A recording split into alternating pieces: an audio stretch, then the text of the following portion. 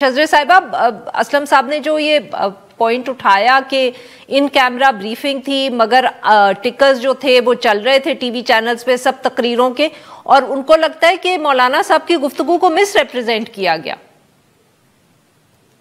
देखिए, मौलाना साहब एक बहुत ज़ीरक सियासतदान है और उन्होंने बड़ी अच्छी और वहाँ पे गुफ्तगू की, बहुत उनकी जो भी बातें थी उनको बड़े गौर से सुना गया।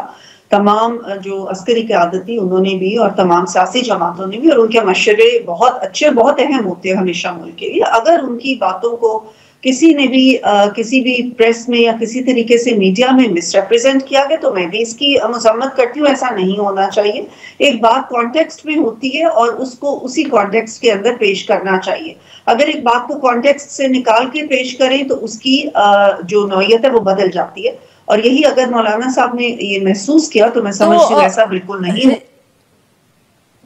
तो शजर साहबा, आप मतलब कि क्योंकि असलम साहब की बातों से मुझे ये लगा जैसे हुकूमत ने गालबन या शायद ये टिकट्स रिलीज किए, बट आपकी बात से लग रहा है कि ऐसी कोई बात नहीं थी, हुकूमत ने नहीं ये रिलीज की। देखिए, कुछ चीजें इन कैमरा में भी ऐसी थी जो कि हम चाहते थे। मसलन हमारा जो एलामिया था या वो तो हमने ओपन करना था, लेकिन कुछ चीजें जो थी वो सच हम ये नहीं कह सकते कि हुकूमत की तरफ से बाकायदगी से ये रिलीज की गई है। बिल्कुल ऐसी बात नहीं है।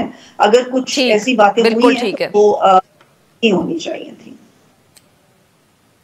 असलम साहब, ये जो दूसरा इशू है सर, कि जैसे आप शजरे साहिबा ने भी शुरू में बात की और स्टेक होल्डर्स की, और उसी पे अब मैं आ रही हूँ कि सर जो हम कह सकते हैं कि 3 मेजर पार्टीज हैं खैबर पख्तूनख्वा की। बलोचिस्तान का आपने जिक्र किया कि वहां से तो कोई आया ही नहीं सिवाय आपके।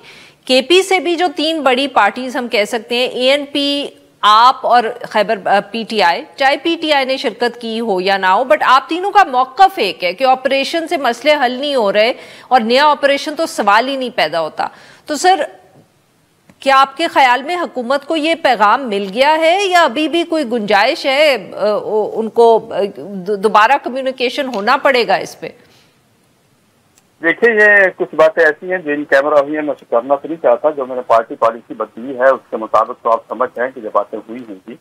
और बात सीधी सी है कि हमने 20 साल में कुछ हासिल नहीं किया। वहाँ से ऑपरेशन होते रहे हैं, अब तक होते रहे हैं, और फिर खुद भी लाके हम बसाना भी शुरू कर देते हैं, हम ऑपरेशन भी करते हैं। और इसमें वहाँ के आवाम का इतना बड़ा नुकसान हुआ है कि लोग बेघर हो गए हैं। आप इस्लामाबाद और रावलपिंडी की आबादी देखें, पिछले 20 साल में कितनी बढ़ गई है। और मैं कौन लोग हैं, सारे पश्तून है। वो घर बार छोड़ के सारे इधर आ गए, बच्चे लेके इधर आ गए। इसी तरह आप जहाँ छोड़े, आप लाहौर, गुजरावाला, कराची, पूरा वहाँ पूरा पश्तून पूरा जो है पूरे का पूरा खेती से खाली हो चुका है। लोग घर बार छोड़ के भाग गए। इस कैफियत में मुझे ये बताएं, आप तो उनके पीछे से देखो, पिछले ऑपरेशन जो हुए इसमें लोग के घर बस पार हुए, लोग की प्रॉपर्टीज को नुकसान पहुंचा। फिर हमने कुछ ऐलान किए जो बहुत ऐसा था जो ऊंट के मुंह में जीरा। गवर्नमेंट ने ऐलान किया कि आपका भी मकान जिसका डैमेज हुआ उसको हम ये देंगे, और जिसका पूरा डिमोलिश हो गया उसको हम ये देंगे, लेकिन उस पर भी कोई अमल दरामद नहीं हुआ। ठीक सर, लोग कैंपों में पड़े हैं, अपनी इज्जतें लेके, औरतें लेके, खवातीन लेके, अपने आपको पता है वहाँ की रवायात है पश्तूनों की, पर्दे के हवाले से वो बेचारे किस तरह से अपने। Got it sir. सर वक्त जरा कम है, माफ करिएगा आपकी बात काट रही हूँ। शजरे साहिबा की भी कमेंट जरूरी है। शजरे साहिबा, स्टेक होल्डर्स का आपने जिक्र किया, तो जी जैसे असलम साहब कह रहे थे बलोचिस्तान से तो कोई जमात आई नहीं, केपी से जो आई और जो नहीं आई वो सब कह रही हैं ऑपरेशन नहीं। तो ये हुकूमत की जिम्मेदारी नहीं है कि इनको ऑन बोर्ड करे? देखिए, हुकूमत की बिल्कुल जिम्मेदारी है, लेकिन इन लोगों की भी जिम्मेदारी है, जमातों की भी जिम्मेदारी है। हुकूमत ने सबको मदऊ किया और एक इन कैमरा इजलास में तमाम सूरत हाल को खोल के बताना था और डिस्कस करना था। ठीक है, बात यह कि दहशतगर्दी तो हो रही है ना, कि हम सबके सामने कोई छुपी ढकी बात नहीं है। लोग आ रहे हैं। मुझे लग रहा है कि जैसे मिसकम्युनिकेशन हो गई है हुकूमत की तरफ से कुछ, बिकॉज आप असलम साहब की जो गुफ्तगू में सुन रही हूँ, आप भी सुन रही हूँ, उससे तो लगता है कि जैसे हुकूमत कुछ मिसकम्युनिकेट कर चुकी है अब स्टेक होल्डर से। नहीं, ऐसी हुकूमत ने कोई मिसकम्युनिकेट नहीं किया। सबको खुद देखने की ये जरूरत है कि पाकिस्तान को मुस्तहकम करने के लिए जो जिन इक़दाम की जरूरत है, क्या वो हमने उठाने या क्या हमने हाथ पे हाथ धरे आपसी लड़ाइयों में बैठे रहना है और इस सोच में बैठे रहना है कि हमने फलां ने मिसकम्युनिकेट कर दिया या हमारा ये बंदा जो रिलीज नहीं हुआ इसलिए हमने नहीं आना या ये वो। देखिए जो बात उस वक्त हुई है वो यही हुई है कि तमाम लोग मिलकर इसमें बात करें। जिस वक्त ज़रबे और अदल फिसाद हुआ, क्या वो कामयाब ऑपरेशन नहीं थे? क्या हमारी सरजमीन से दहशतगर्दी खत्म नहीं हो गई थी? जिस वक्त दहशतगर्दी खत्म हो जाती है तो फिर सिविलियंस का वक्त आ जाता है, सिविलियंस का काम भी होता है इसमें। जिस वक्त ये दोनों ऑपरेशन उसके बाद नवाज शरीफ साहब खुद ही नहीं आए जिस मीटिंग के लिए, उसमें आप पीटीआई को क्या कहेंगे? आपकी तो अपने पार्टी के लीडर नहीं है।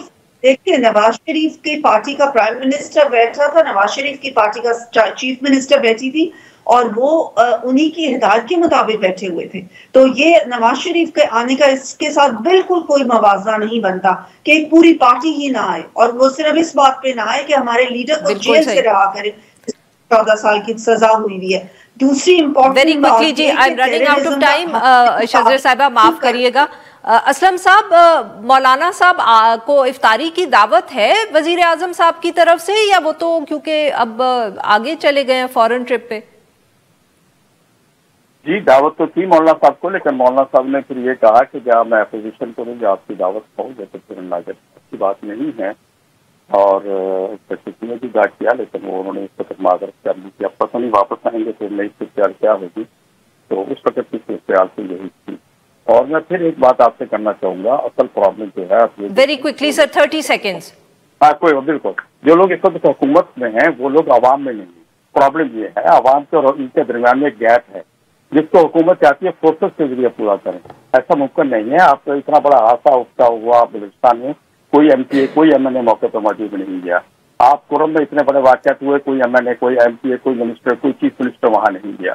तो ये हुकूमत ये अवाम के अंदर इनकी खैर नहीं है, और अवाम के और इनके दरमियान में फासले हैं जिनको फिर हम फोर्सेस को बीच में डाल के फिर फोर्सेस को अवाम के सामने आमने करेंगे तो मसाइल पैदा होंगे। ये सियासी मसाइल है, इनको हम सियासी तरीके से हल करें, सियासतदानों को लाएं, उनको एतमाद दिलाएं और ये हल हो जाएंगे। वो जमातें, मैं ये कहता हूँ मुज़ाकरा अगर बहुत बहुत शुक्रिया, जो इलेक्शन कमीशन के अंदर रजिस्टर्ड जमातें हैं उनको मुज़ाकरा करें, मसला सही।